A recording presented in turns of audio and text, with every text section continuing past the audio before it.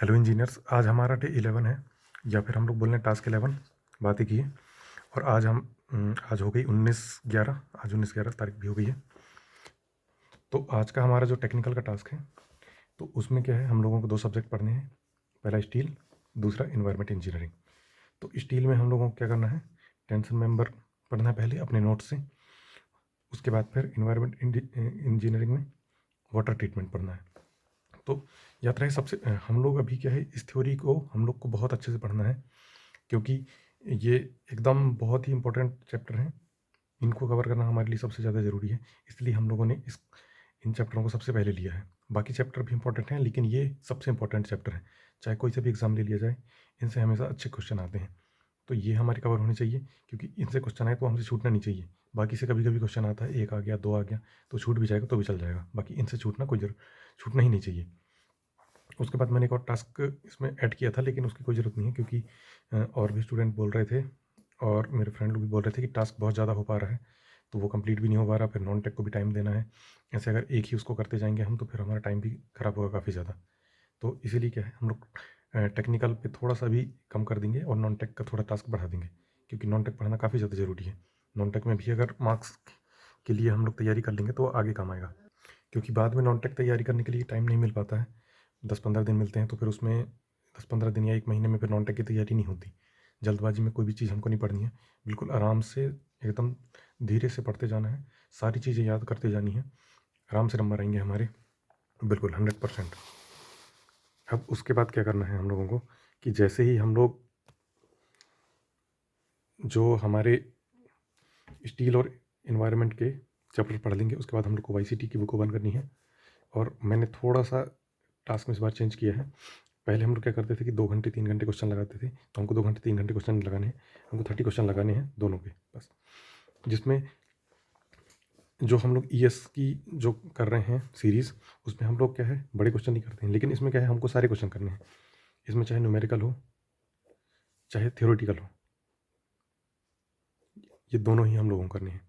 और न्यूमेरिकल करने के लिए मैंने बताया है कैलकुलेटर यूज़ करना है। हम लोग का जो फिजिकल कैलकुलेटर है वो यूज़ करेंगे, और अगर एक और तरीका है मेरे पास में, मोबाइल में वर्चुअल कैलकुलेटर डाउनलोड करके उससे प्रैक्टिस कर सकते हैं। दोनों में से कोई भी यूज़ कर सकते हैं। अगर मोबाइल में जैसे कि हमारे पास बुक है तो मोबाइल में कर सकते हैं, और अगर बुक नहीं है, ऑनलाइन अपन देख के कर रहे हैं मोबाइल से, तो हम लोगों को फिजिकल कैलकुलेटर यूज़ करना है। क्योंकि कैलकुलेटर की प्रैक्टिस हमको अभी से करनी पड़ेगी, मेंस के लिए ज़्यादा टाइम नहीं मिलेगा।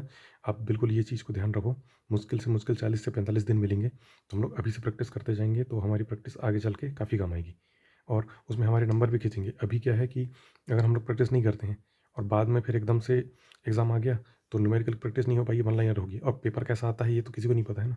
अभी तो पेपर होगा जो 4 तारीख को, उसको हम लोग देखेंगे कि किस टाइप से क्वेश्चन आए हैं, तो हम लोग को पता चलेगा कि किस टाइप क्वेश्चन आ रहे हैं। बाकी हम लोग को क्या है कि प्रिपरेशन अच्छे लेवल की करनी है। जैसे DSSS जेई वाला जो पेपर हुआ है, एई वाला पेपर हुआ है, वो अच्छे लेवल के पेपर थे, तो वो पेपर भी हम लोग देख लेंगे एक बार, क्योंकि वो पेपर भी देखना ज़रूरी है। मेंस के लिए वो बहुत ही अच्छे एकदम लेवल के पेपर हैं और काम आएंगे। और जो भी पेपर ये एग्ज़ाम के पहले होते हैं, वो सारे पेपर को देखना ज़रूरी ही रहता है, क्योंकि क्वेश्चन लगभग अ, उसी टाइप के, उसी लेवल के, न्यू टाइप के बनते हैं, तो वो आने के चांसेस रहते हैं। बाकी कॉन्सेप्ट जो हैं, कॉन्सेप्ट जो मैं टॉपिक बता रहा हूँ, उन्हीं से बिल्ड होंगे, और वो मोस्ट इंपॉर्टेंट टॉपिक हैं, उनको कवर करना बहुत ही ज़्यादा ज़रूरी है। उसकी इंपॉर्टेंस अभी आप लोग को नहीं पता है, लेकिन मैंने जो इतने एग्ज़ाम दिए हैं, जो अपने एक्सपीरियंस से देखा है, उसी बेस पे बता रहा हूँ, वो सबसे इंपॉर्टेंट टॉपिक हैं, बिल्कुल यकीन कर लो, मान लो मेरी बात। अब उसके बाद रीजनिंग में हम लोग देखेंगे सिलोगिज्म। अब पढ़ रहे थे हम लोग, सिलोगिज्म काफ़ी बड़ा है, इसलिए इसको पढ़ने में हम लोग को काफ़ी टाइम लगेगा, 4-5 दिन भी लग सकते हैं, लेकिन कोई दिक्कत नहीं है। सिलोगिज्म क्योंकि इंपॉर्टेंट टॉपिक भी है, कभी कभी इससे 3-4 क्वेश्चन भी आ जाते हैं अपने जेई में, और ये क्वेश्चन ऐसे हैं कि 3 क्वेश्चन 3 मिनट में सॉल्व हो जाएंगे, या फिर 1.5 मिनट में एक क्वेश्चन, अगर बड़ा क्वेश्चन है तो ओनली व्यू वगैरह वाले। तो ये क्या है, ये क्वेश्चन हमको एक डेफिनेट नंबर दे रहा है, तो हम लोगों को क्या है कि ये बिल्कुल अच्छा करके जाना है। और इनमें ज़्यादा रॉकेट साइंस वाली ज़रूरत ही नहीं है कि हम लोग को स्क्वायर याद करना पड़ रहा, क्यूब याद करना पड़ रहा, ये सारी चीज़ें याद करने की कोई ज़रूरत। इसलिए क्या है, जिनमें ये सब चीज़ें याद करने की कोई ज़रूरत नहीं है, तो उसमें हम लोग अपना टाइम वेस्ट नहीं करेंगे। बिल्कुल सिंपल वाले जो हैं टॉपिक पहले हम लोग कर लेंगे, उसके बाद फिर जो एडवांस वाले टॉपिक हैं, जिनकी हमको प्रैक्टिस ज़्यादा करनी है, वो टॉपिक भी हम लोग देख लेंगे। रीजनिंग के भी कुछ टॉपिक हैं जिनकी 1-2 बार प्रैक्टिस करने से बन जाते हैं, जैसे मिरर इमेज वगैरह वाले, और कुछ टॉपिक रहते हैं जिसको 2 बार 3 बार लगाने पड़ते हैं, तो वो भी एक दिन वीडियो बना के हम लोग उसकी भी लिस्ट देख लेंगे, क्योंकि रीजनिंग को हमको अभी से ही करते जाना है। रीजनिंग अभी से ही करते जाएंगे तो एकदम मैं गारंटी देता हूँ मैं गारंटी देता हूँ 45+ नंबर आराम से आएंगे, और ये लाए हैं हम लोग, ला के भी दिखाएंगे टेस्ट में। अब उसके बाद फिर बात आती है जीएस की। तो जीएस में हम लोग पॉलिटी पढ़ रहे हैं, तो पॉलिटी में अभी हमको शेड्यूल पढ़ने हैं। जो हमारे 12 शेड्यूल हैं वो पूरे पढ़ लेने हैं। अगर हिंदी मीडियम का आदमी है तो हिंदी मीडियम में पढ़ लेगा, इंग्लिश में पढ़ना है इंग्लिश में पढ़ लेंगे, लेकिन ये शेड्यूल हम लोग को अच्छे से पढ़ लेने हैं। और अपने हिसाब से कोई शॉर्ट ट्रिक जैसे किसी की बना सकें तो बना सकते हैं। बाकी इसके लिए मैंने एक शॉर्ट ट्रिक बनाई है और देखी भी है मैंने इधर उधर से, तो वो हम लोग किसी दिन एक आध छोटी वीडियो में वो भी कवर कर लेंगे, ताकि कभी रिवीजन करना हो हम लोगों को तो हम छोटे छोटे वीडियोस के थ्रू रिवीजन कर सकें। तो वो हम लोग किसी दिन बना लेंगे। बाकी अभी शेड्यूल पूरा पढ़ना है हम लोग को कि पार्ट 1 में क्या है, पार्ट मतलब शेड्यूल 1 में क्या है, शेड्यूल 2 में क्या है, ऐसे 12 शेड्यूल जो है पूरे देख लेने हैं हम लोगों को। उसके बाद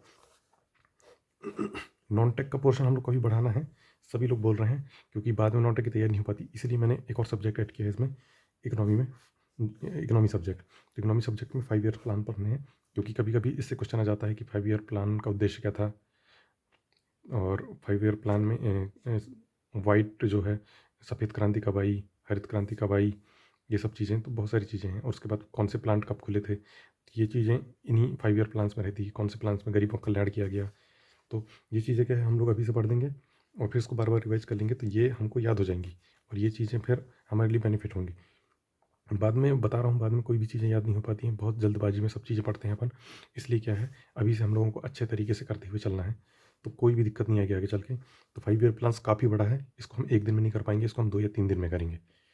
उसके बाद ईएससी की जो हमारी सीरीज चल रही है, इसमें हम लोग 60 क्वेश्चन तक पहुँच गए थे, लेकिन अब क्या है, अब हम लोग की स्पीड बढ़ चुकी है, इसलिए हम 10 नहीं 20 क्वेश्चन करेंगे, तो 60 से 80 क्वेश्चन करेंगे। इसमें भी याद रहे न्यूमेरिकल क्वेश्चन नहीं करना है, बड़े वाले जो छोटे क्वेश्चन हैं जो हमसे आसानी से हो जाते हैं वो वाले करने हैं, क्योंकि ईएससी का लेवल काफ़ी हाई रहता है। लेकिन हम लोग साथ साथ में इसको ख़त्म करते जा रहे हैं, क्योंकि हमको 3 बुक की प्रैक्टिस करनी बहुत ज़्यादा ज़रूरी है। पहली है वाईसीटी, दूसरी हमारी एसएससी जेई की, और तीसरी ईएससी की। तो ये तीनों बुक हमको लगाना बहुत ज़्यादा ज़रूरी है इस एग्ज़ाम के लिए, प्री मेंस दोनों के लिए। तो क्या है अभी से हम लोग करते जाएंगे तो देखना पता ही नहीं चलेगा कब हम इन बुकों को ख़त्म कर देंगे। बस यही है कि जो मैं बताते जा रहा हूँ उस तरीके से बस बिल्कुल प्रिपरेशन करते जाओ, और मेरे पे यकीन रखो बिल्कुल 100% एकदम हमारा इस बार एसएससी जेई का एग्ज़ाम निकलेगा 2024 का। तो 60 से 80 क्वेश्चन करने हैं। इसमें क्या है, जो न्यूमेरिकल वाले हैं वो छोड़ देने हैं, वन लाइनर करने हैं। तो आराम से वन लाइनर भी 10-11 क्वेश्चन नहीं होंगे, ज़्यादा क्वेश्चन नहीं होंगे, तो ये आराम से हो जाएंगे, कोई दिक्कत वाली बात नहीं है। अब क्वेरी ले लेते हैं। तो सबसे पहला क्वेरी है, if I start today is it possible to clear prelims. 100% clear हो जाएगा, कोई भी एकदम इसमें डाउट रखने की बात ही नहीं है। जो मैं टास्क देते जा रहा हूँ वो टास्क करते जाओ, जो इंपॉर्टेंट टॉपिक मैं बताते जा रहा हूँ पढ़ते जाओ, क्वेश्चन जो मैं लगाने के लिए बोल रहा हूँ वो लगाते जाओ। 100% कोई भी कैटेगरी का आदमी हो उसकी 100% क्लियर हो जाएगी, क्योंकि इसी स्ट्रेटजी से आराम से 120 प्लस नंबर आएंगे अपने, और 120 प्लस नंबर आएंगे तो कोई भी बंदा हो, कोई भी एग्ज़ाम आसानी से प्री निकाल सकता है। प्री भी निकालेंगे, मेंस भी निकालेंगे, और ज्वाइनिंग भी लेंगे हम लोग। इस बार बिल्कुल एकदम फुल मोटिवेशन से एकदम हम लोगों को लगे रहना है। क्यों नहीं होगा सिलेक्शन हमारा, हम जब सब चीज़ कर रहे हैं और अभी से हम लोग कंसिस्टेंट पढ़ेंगे तो बिल्कुल होगा। तो ये चीज़ सोच के चलनी है और बिल्कुल निकलेगा, 100% निकलेगा। अगर कोई कोचिंग ज्वाइन किया है तो अगर ये टास्क फॉलो नहीं कर पा रहा है कोई दिक्कत नहीं है, जब मैं टेस्ट दूँ तो टेस्ट वो दे देना, बस हो गया। और जो चीज़ें मैं बता रहा हूँ जो इसके साथ में जो ये क्वेश्चन रहते हैं लोगों के, वो क्वेश्चन ज़रूर देखें। टास्क नहीं फॉलो कर पा रहे कोई दिक्कत नहीं है, अपनी कोचिंग में अगर अपन पैसे दे रहे हैं तो उसका फ़ायदा अपन उठाएं। लेकिन जो ये इंपॉर्टेंट क्वेश्चंस हैं ये हर किसी के माइंड में आते हैं, ये कोई कोचिंग वाला अच्छे से नहीं बताएगा, तो ये क्वेश्चन हम लोग यहाँ पे डिस्कस कर रहे हैं, ये देखना ज़्यादा ज़रूरी है। और तीसरा क्वेश्चन ये है कि इम्प्रूवमेंट नहीं हो पा रहा है, तो इसके लिए ये मैं 2 चीज़ बता रहा हूँ, ये चीज़ ध्यान से सुनना। कि मान लो कि हम लोगों ने 100 क्वेश्चन 100 कॉन्सेप्ट पढ़ लिए और उस पे हमने 100 क्वेश्चन किए, मतलब ऐसा नहीं, ये समझो कि हम लोगों ने 100 क्वेश्चन लगा लिए बुक से सीधे सीधे 1 2 3 4 5 6 7 10 करके हम लोगों ने 100 क्वेश्चन लगा लिए। अब उसके बाद जब हम अटैम्प्ट करने गए वही क्वेश्चन, तो वो क्वेश्चन में हम लोग को बने ही नहीं, तो इसका क्या मतलब है, इसका मतलब ये है कि हमारे कॉन्सेप्ट में कमी है। और दूसरा तरीका, हम लोग मान लो ये जो 50-60 कॉन्सेप्ट मैं बता रहा हूँ, तो ये कॉन्सेप्ट हम लोगों ने कर लिए अच्छे से, बिल्कुल एकदम एट टिप पे हो गए हमारे फिंगर टिप्स पे। अब क्या हुआ, कि हम लोगों ने क्वेश्चन प्रैक्टिस इन कॉन्सेप्ट पे नहीं की, इन इन कॉन्सेप्ट पे क्वेश्चन प्रैक्टिस नहीं की। अब ये क्वेश्चन कौन से थे? ये PYQ थे। अब पेपर में इस PYQ से 100 क्वेश्चन आ गए और हम लोगों ने PYQ की प्रैक्टिस की नहीं है, तो क्या है, हम लोगों को ये जो कॉन्सेप्ट लगा के हम करेंगे, तो जिसने प्रैक्टिस की है वो इन क्वेश्चनों को 1 या 2-3 सेकंड में फटाफट देख के टिक मार देगा। लेकिन हम लोगों ने प्रैक्टिस नहीं करी है, तो हम लोग यही क्वेश्चन करेंगे तो हमको 2-3 मिनट लगेंगे, तो हमारा टाइम काफ़ी ज़्यादा वेस्ट होगा। इसलिए क्या है, हम लोग कॉन्सेप्ट और क्वेश्चन प्रैक्टिस दोनों साथ साथ करते जा रहे हैं, ताकि हमारा कहीं से भी ना कटे। और ये कहीं से भी नहीं कटेगा, बिल्कुल सही अप्रोच है, बता रहा हूँ, क्योंकि एडवांस वर्जन ही कर रहे हैं हम लोग, ये जो हमारा जो प्रोग्राम है इसका। क्योंकि जो पहले प्रोग्राम जो किए गए थे उसमें क्वेश्चन नहीं किए गए थे, क्वेश्चन लास्ट टाइम पे किए गए थे, लेकिन हम लोग क्वेश्चन साथ साथ करते जा रहे हैं और अभी हमारे पास काफ़ी टाइम है, तो आराम से हो जाएगी कवर, कोई भी दिक्कत वाली बात नहीं है। उसके बाद एग्ज़ाम स्किल वाली बात आती है, तो एग्ज़ाम स्किल ही तो मैं सिखा रहा हूँ आप लोग को। अभी जो हम लोगों ने टेस्ट दिया था उसमें हम लोगों ने क्वेश्चन बने चाहे ना बने, हम लोगों ने एक तरीका बनाया था कि हम लोगों को 30 मिनट में रीजनिंग करनी है, 15 मिनट में GS करना है और जो 75 मिनट बचेगा उसमें टेक्निकल करनी है। ये एग्ज़ाम स्किल ही है, यही एग्ज़ाम स्किल रहती है लोगों की, क्योंकि टाइम मैनेज करना भी एक स्किल है। अगर टाइम मैनेज ही नहीं कर पाओगे तो एग्ज़ाम तो बिल्कुल भी नहीं निकलेगा, ये लिख के ले लो। क्योंकि भाई 30 मिनट अगर टेक्निकल के लिए बचाओगे तो 30 मिनट में 100 क्वेश्चन कैसे कर लोगे? 100 क्वेश्चन तो कर ही नहीं पाओगे ना।